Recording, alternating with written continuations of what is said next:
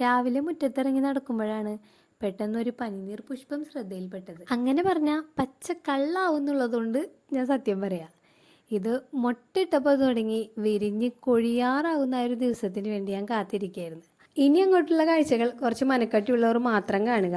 കാരണം ചെടികളെ അത്രയ്ക്ക് സ്നേഹിച്ച് പരിപാലിക്കുന്ന പലർക്കും താങ്ങാൻ പറ്റിയ കാര്യമല്ല എന്ന് കരുതി കടയിൽ നിന്ന് വാങ്ങുന്ന പൂക്കൾ വെച്ച് ഇത് ചെയ്യുകയാണെങ്കിൽ ചിലപ്പോൾ നമ്മുടെ ശരീരത്തിനും ഇത് താങ്ങാൻ പറ്റിയെന്ന് വരില്ല.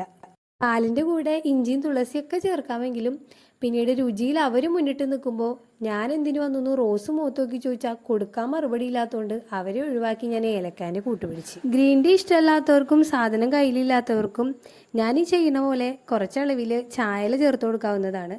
ഇതിൻ്റെ അളവ് കൂടിയാലും നേരത്തെ പറഞ്ഞ ചോദ്യം ചോദിക്കാൻ റോസിനൊട്ടും മടിയുണ്ടാവില്ല. കലത്തിൽ എല്ലാവരും കൂടിയും ഒത്തുകൂടിയതിൻ്റെ സന്തോഷം നൊരഞ്ഞു പൊന്താണ്. ആ നൊരയെ ഞാൻ പിടിച്ചു നിർത്തി ആവശ്യം കഴിഞ്ഞ പലരെയും തന്ത്രപൂർവ്വം ഒഴിവാക്കിയപ്പോൾ എനിക്ക് കിട്ടിയതാ ഇതാണ്.